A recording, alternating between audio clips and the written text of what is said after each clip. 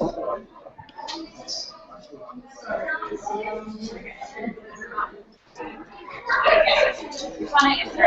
we just have to get this working.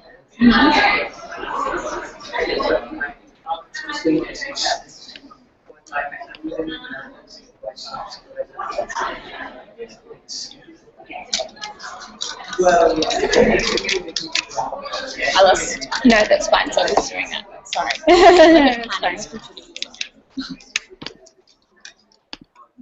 Just for some reason that. Oh, there we go. Do you want to say hi and just check the sound? Hi. Can you you can hear me? Talking to Yeah, I can hear you great. Hi. Can you hear me? No. No. You can hear me? Where is that?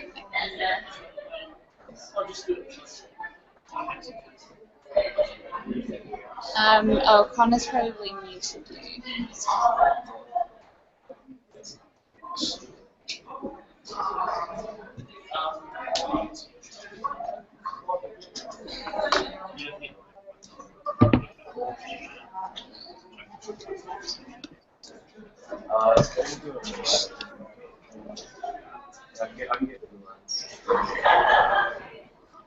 Hey, can you take anyone off mute that's currently muted? I'm just trying to get started.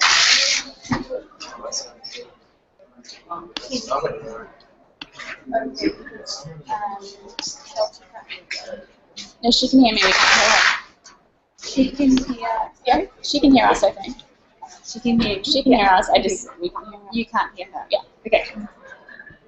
Can you ask her to say something? Can you please say something? Testing, testing, 1, 2, 1, 2, testing, testing. No, okay.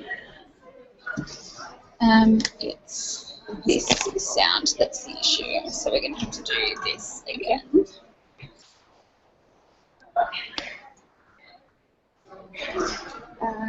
Sorry. Don't be sorry. All right, try again. Okay, can you say something? Testing, testing, 1, 2, testing, testing. Okay, now there is actually no reason why that shouldn't. It's just this sound at all, though. It's not even like it's quiet. Oh, yeah. Like it's not, nothing's coming out of the computer. Where is Connor upstairs? Yeah.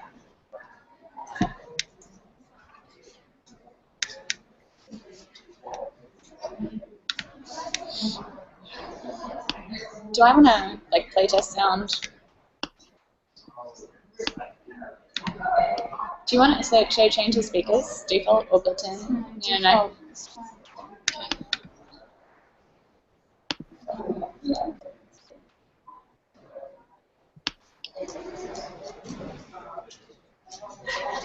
Is this his computer? This is Connor's. There's no sound coming out of the computer. Like I've unplugged it from the system just in case of that. But like literally nothing.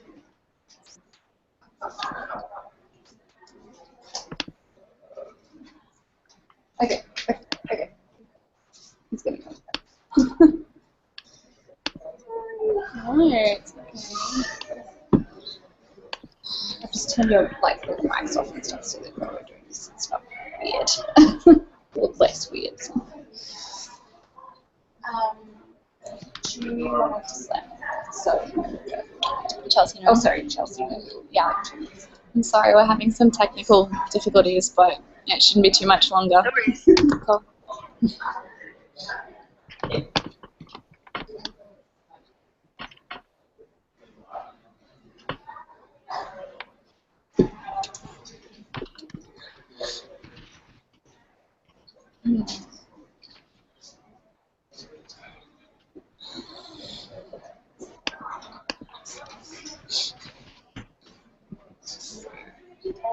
That's what it's like. What's that in? Yeah. It's definitely like just Sneakers.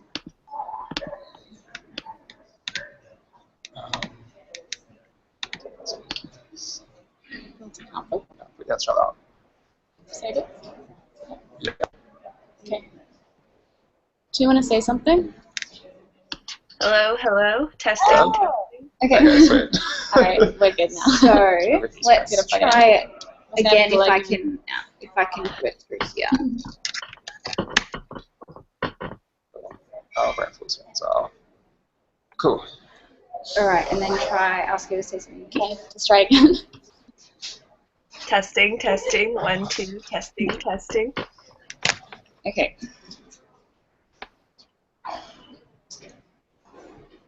One minute. One more time.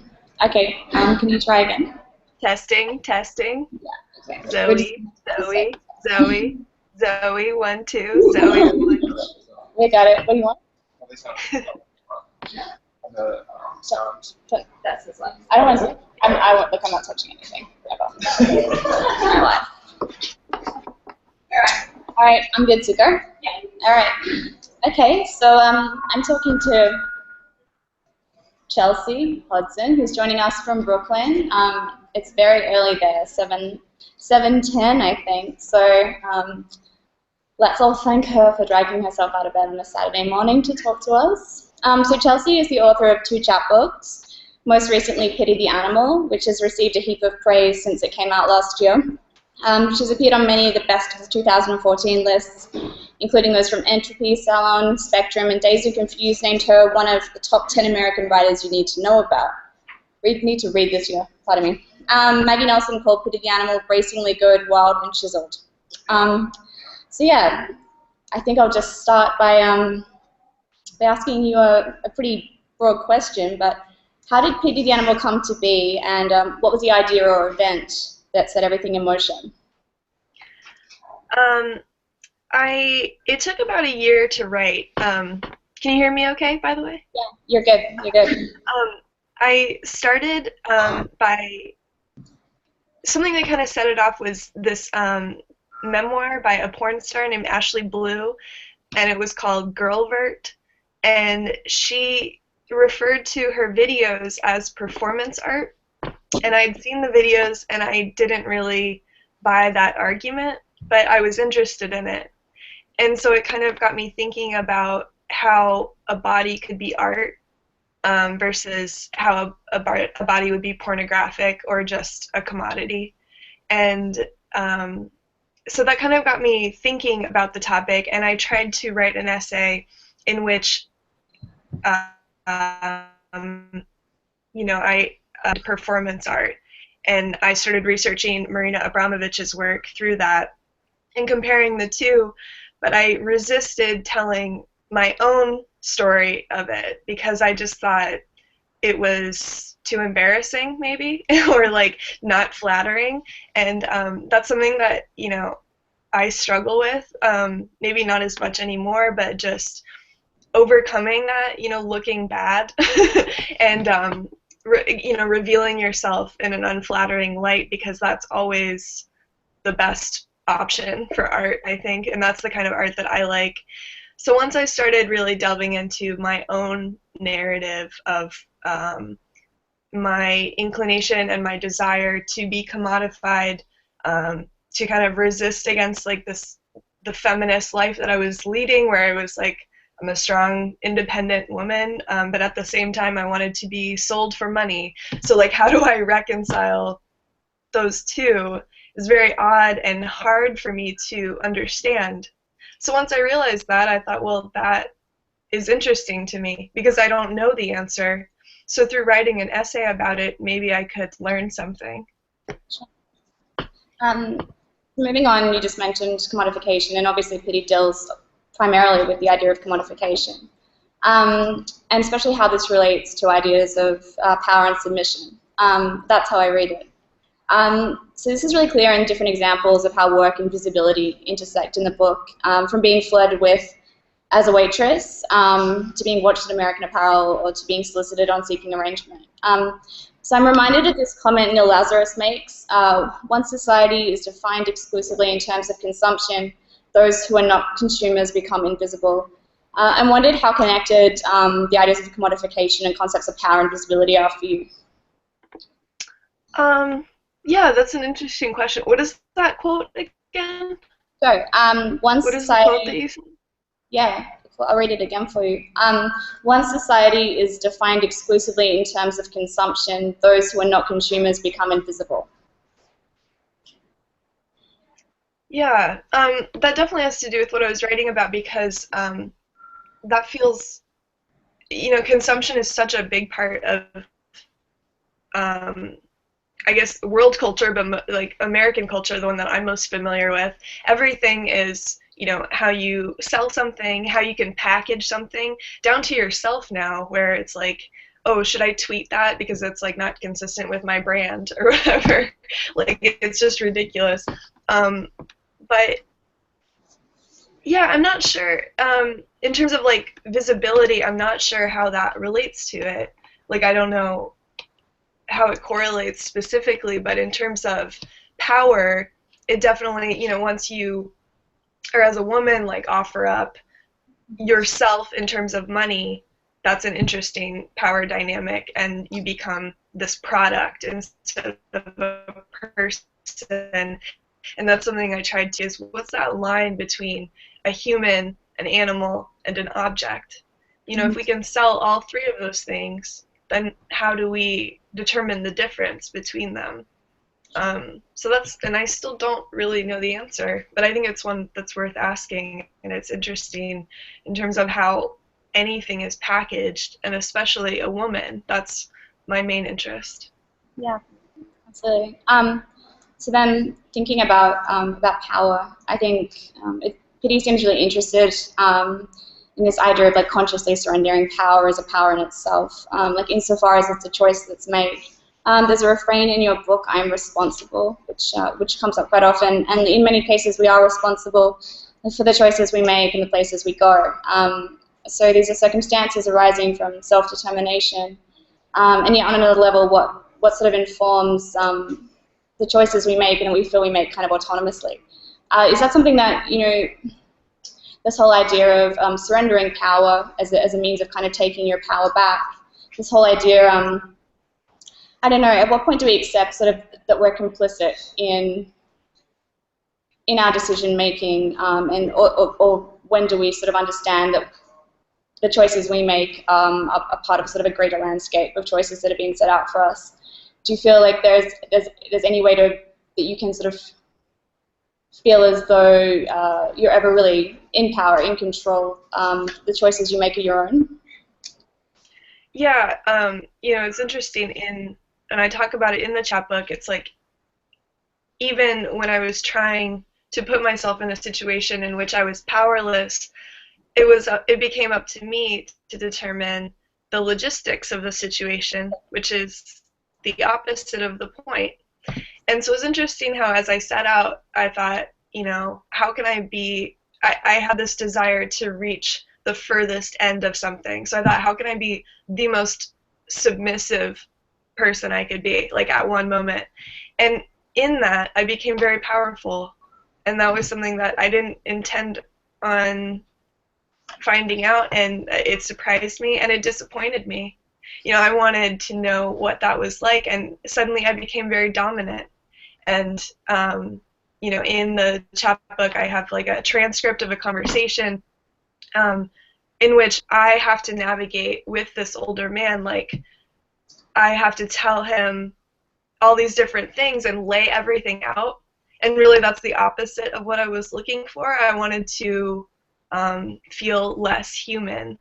So in just a way, even just as an experiment. And I never did it with the intention of writing about it, but that was the real desire that I felt. And it's interesting how in giving up, making a conscious effort to give up my power, I gained a lot. And as a woman, that's interesting because it's just always like this give and take. And sometimes it's very surprising the situations in which I become powerful. It often surprises me. Absolutely. I wonder then if you feel like, I mean, it's probably both, but I'm thinking there's this line in Pity the Animal that goes, responsibility was the thing I wanted to be rid of, a desire to watch the world, admire it from a balcony that held no authority. So I wonder, that really resonates with me as a woman, and kind of this sort of binary between, you know, being passive and sort of longing to be passive at times, and then also longing for, you know, for my own power and to assert my own power.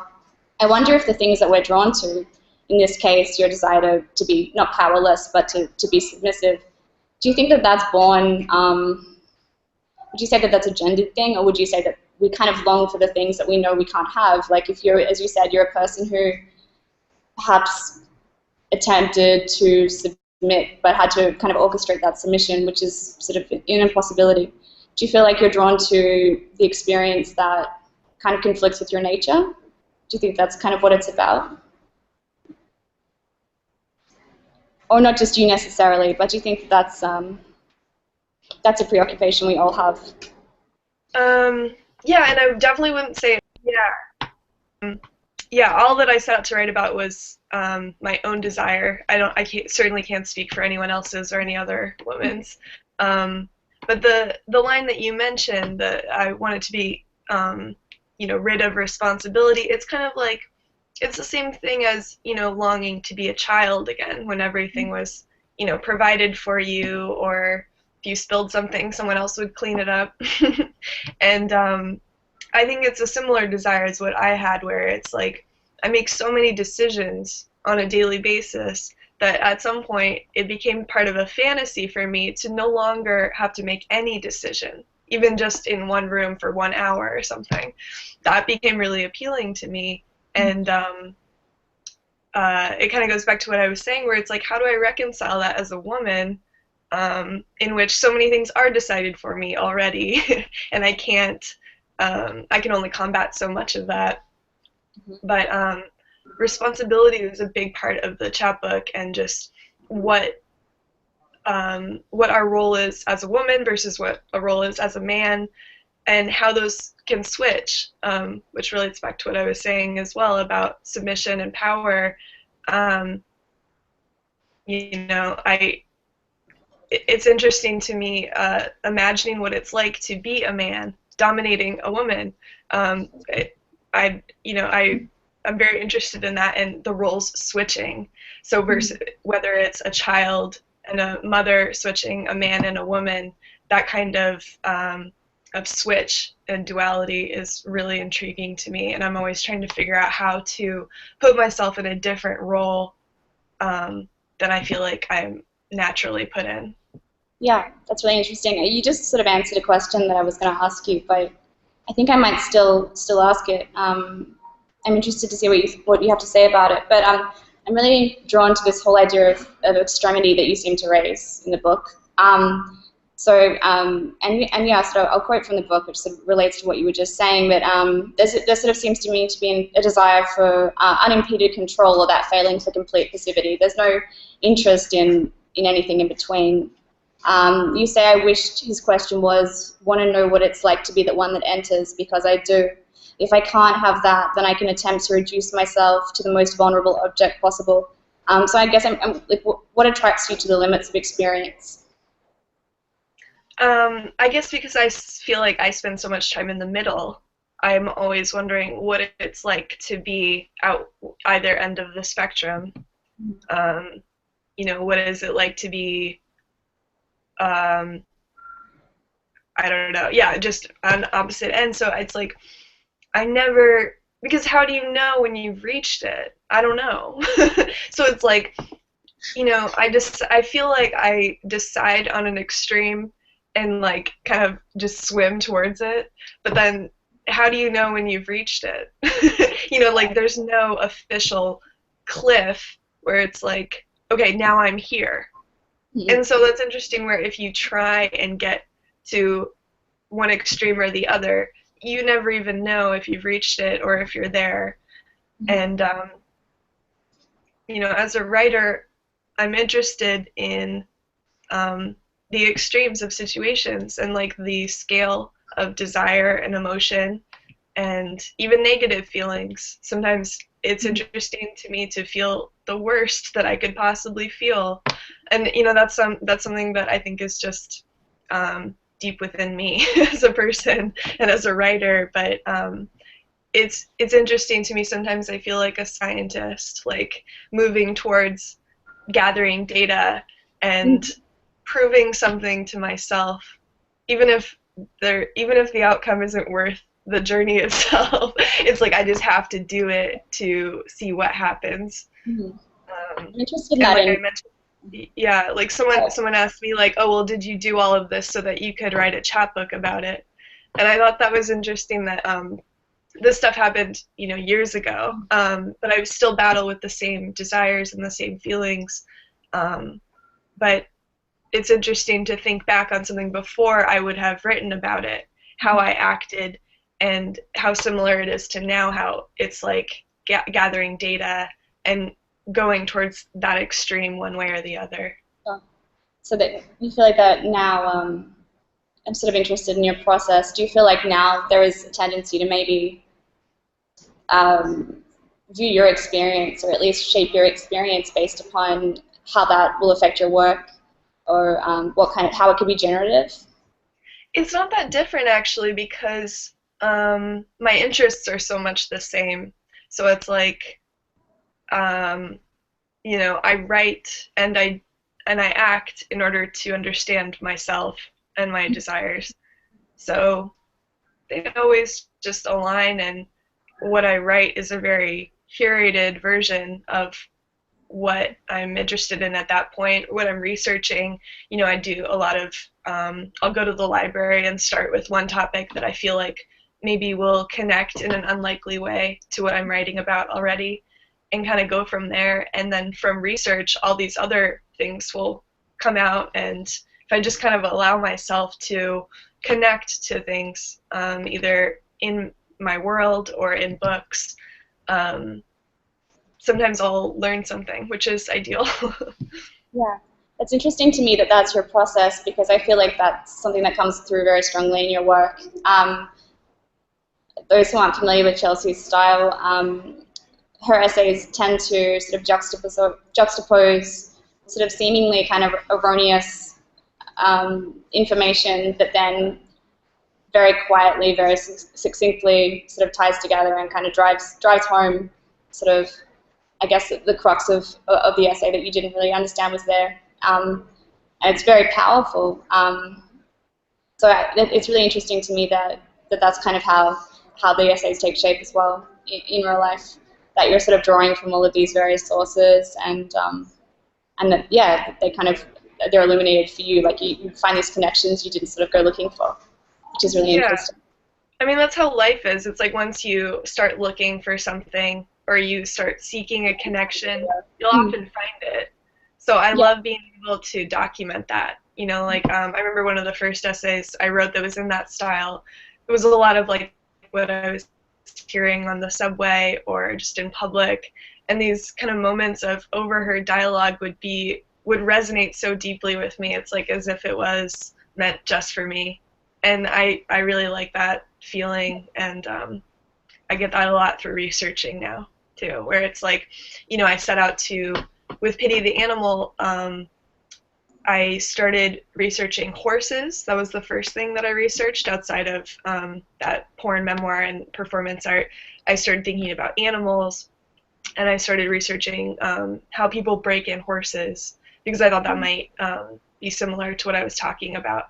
And it wasn't really, and so through that I found this other book about hunting wild animals in India in the 30s by Joseph Delmont, and that really resonated with me, where he would kind of go down all these different animals, and the one that I included in the book is about tying a collar around your bear's neck so that it's your bear, and that other people know it's your bear. And that like really, there's so many parallels with marriage and all other kinds of constructs in humans that mirrors that. And I love that feeling of just like, that's exactly the feeling I'm going for. And this guy's talking about a bear in India in the 1930s. Everything is so connected if you look for it. Yeah, that's magical. All right, I might sort of go back to some earlier themes of our conversation, but I'm really interested in how pity sort of might expose the way the female artist is viewed socially. In a recent interview, one of the first questions you were asked was, you're tall, you're striking, people your whole life have probably told you that, no. Do you believe that questions of physicality figure more into the work of female artists than they do the male artists? Like, socially, we're really used to watching women. Do you feel like that predisposition extends to your life as an artist, that people are more likely to scrutinize the female artist kind of dualistically, to kind of view the work in connection to the body that makes it? Yes. Even for this, for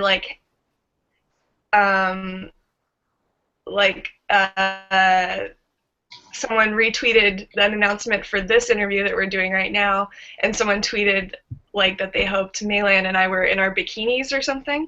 And it's so prevalent, and I just block.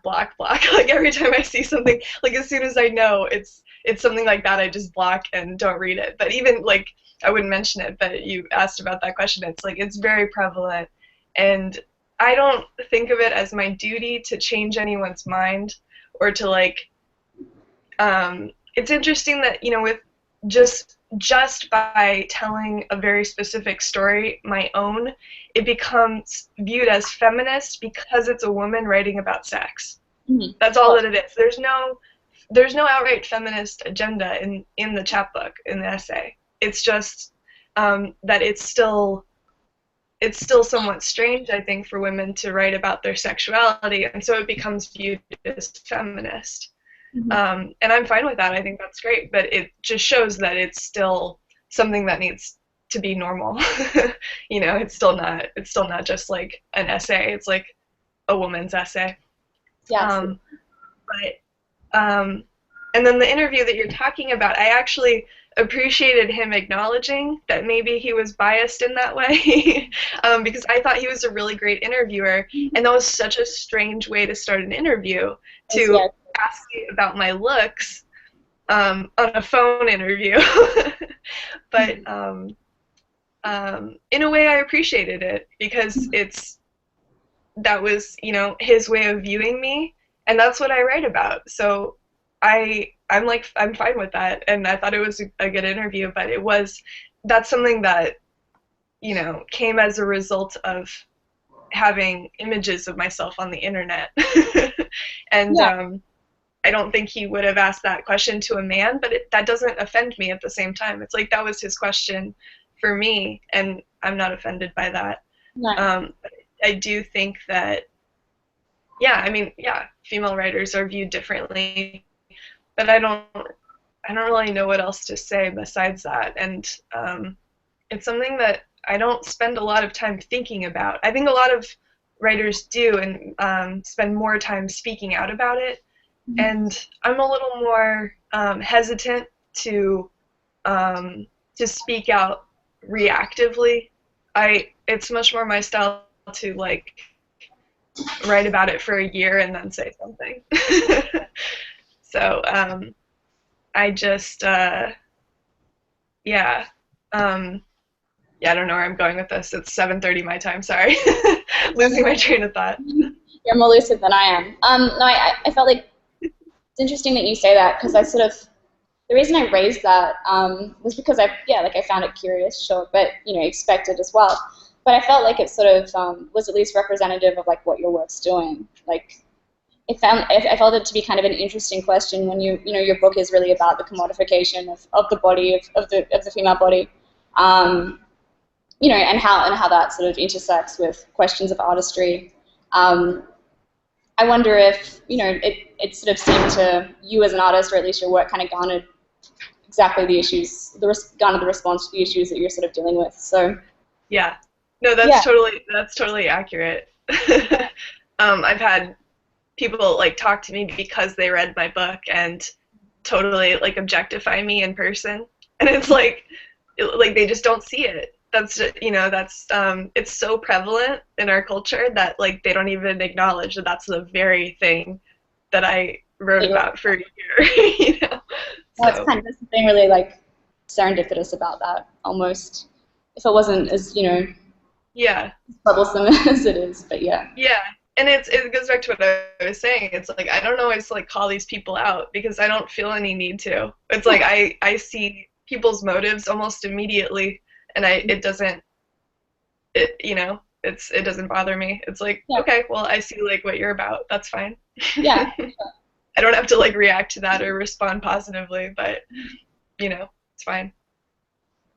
That's great. I think that we're probably, I was going to have you read at the beginning, but all of the, I was kind of derailed by the computer issues. So would you mind reading for us now? Yeah, sure. Say 10 minutes. And it might be interesting. I have something about that. Take that. Sorry? It might be interesting to do it backwards.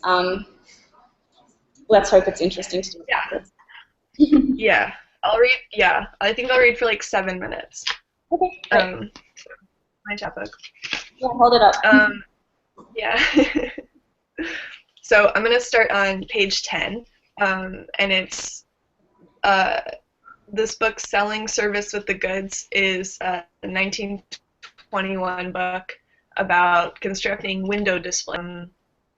And then I go into Marina Abramovich and talking about seeking arrangement, which I don't know if you're like, or if, does it exist in Australia? Do you know? I don't know. I mean, it's on the internet, so that's everywhere, but... Is it? The internet's everywhere? Yeah.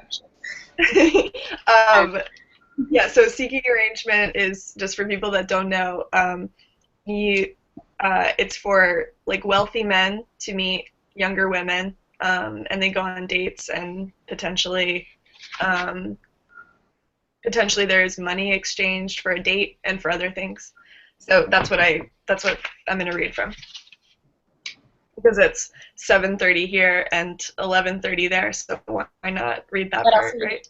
Yeah. Yeah. It was like, what would be the most fun to read at 7 in the morning? And this is the answer to that. Okay. So in Selling Service with the Goods, businessmen claim genius is nothing more than the ability to take pains with the job in hand. In Marina Abramovich's 1974 performance, Rhythm Zero, she put 72 objects on a table and allowed the gallery audience to use the objects on her for 6 hours. Someone cut her shirt off. Someone put rose petals on her nipples. A man loaded the single bullet into the pistol and pressed it against her neck. In her performance proposal, she wrote, "I am the object. During this period, I take full responsibility."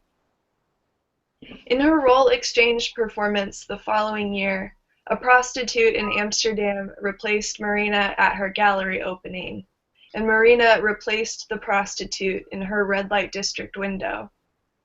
The performance proposal stated, "We both take total responsibility for our roles." Taking responsibility is another way of forgiving someone else for their possible actions. Marina doesn't have responsibility. She takes it before reducing herself to a body. More advice from Selling Service with the Goods. The trick is to attract attention and to hold by force or interest until the decision to buy has been created.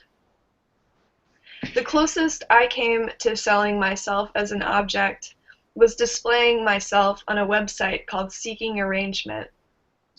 The website advertises as the elite sugar daddy dating site for those seeking mutually beneficial arrangements. It is quite clearly a loophole for prostitution. When I made my profile, I chose the negotiable price category. After a week on the website, I got so many responses that I changed my price to $5,000 to $10,000 monthly. Credible responses were rare, but I still received a thrill with every new message. I watched a Dr. Phil episode on YouTube about women who paid for entire homes with money they'd made on Seeking Arrangement. I tried to join whatsyourprice.com, a site where men make specific monetary offers to take women out on dates, but my profile kept getting rejected. The website emailed me with one request: be less obvious. Seeking Arrangement approved my profile, which said, I deserve to get paid. An email from my friend in Oregon. Did you cry in front of the artist yet? A man sent me a photo of himself next to a Lamborghini and offered me $1,000 per meet. I sent him a photo of myself wearing lingerie. What's your name?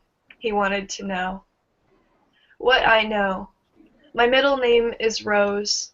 I once trespassed through a rose garden because it was the fastest route home. My mother named me after her best friend. What I don't know, to fuck a stranger. Why I once told a man my first name was Rose. Why when he called me that name, it felt like trespassing. Email correspondence with a Los Angeles business executive who called himself Storm on Seeking Arrangement. Storm. Wow, okay, you are already a dangerous temptation. How in the course of one email have you already made my cock rock hard? Here I am, trying to concentrate on these contracts, and now I'm so distracted. I'll show you.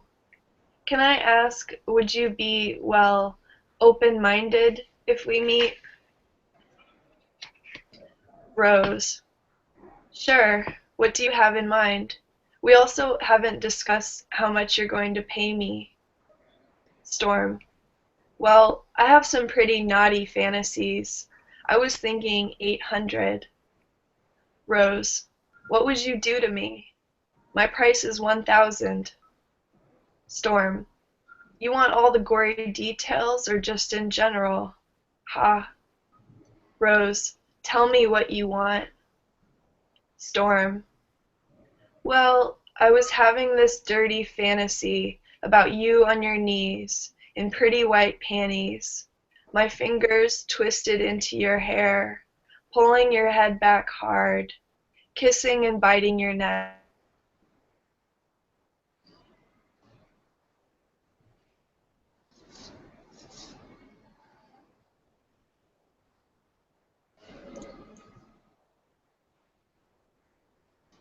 And finger your ass and pussy, and then, well, fuck you in your ass and pussy with my thick, hard cock through the holes in your panties. That's the fantasy. Damn, I'm so turned on again, and I have to leave soon to go to this banquet. From Selling Service with the Goods. What the consumer sees open before him, he is apt to desire to examine more closely, to test its uses. In Los Angeles, my friends spotted a hole near the bottom of the wall along Exposition Boulevard. It was the 4th of July when we crawled through the broken bricks, but all we could smell were the fireworks, reaching their dark ends above us. No one guarded the roses. We kept walking. What if I walked into a hotel room? The gray-haired man has done this before. He tells me to undress, get on my knees, look into his eyes. A gold condom wrapper falls to the carpet like a ticket stub. He holds me by my limbs as if that's where my responsibility grows. What if he enters my ass? What if I agree to do anything for that dull green stack on the nightstand? What if the choice is no longer mine? Marina Abramovich. It's because I want to be a whore. My mother was calling me so many times a whore. I'm presented to the world, watched, and participation is the key to a room I think I could enter. I could be led there. It must feel good to have that much money. It must feel patriotic to hold it. I must be crazy to let a man do that. He must hold me down and make me take it. The hotel must be an one can hear me. I must get lost in that place. If my job is to display myself in a window, then I will lure men inside. They will ask questions about my use. I'll get off on my functions. Joseph Delmont, Hunter. As a rule, an adventurer is considered equivalent to a criminal. This is an utterly false idea. I never went through with it. There were so many details to work out. The negotiation became a dominance I despised. Take me to a room, take advantage of me, simple. But it didn't take long to realize my mind was the only place I could be wholly submissive. I wanted to receive money for my body the same way young girls pack up their belongings but never run away. The difference was men were telling me where to run, where they'd take me. I could choose any place in the world, any hotel in New York. When I heard Marina Abramovich had stopped sitting at MoMA, I felt relieved. I would no longer have to pretend I was planning to sit with her. I'll stop there. Thank you so much. It was so nice to talk to you, and thank you so much for getting up and talking to us so early. What are you going to do for the rest of your Saturday? I don't know. It's too early to decide so far. Okay. I'll probably read a lot today. Yeah, sounds good. Where is the magazine? Can you give me a progress report? Twitter? Twitter. You can look it up Twitter. Our progress is... Your progress is Twitter? Yeah, our progress is Twitter. Candy? Yeah. We're going. Still got about 8 hours to go, so... Great. Well, good luck, everyone. Thank you so much for having me. Thank you for being with us. It was nice to see you. You too. Bye.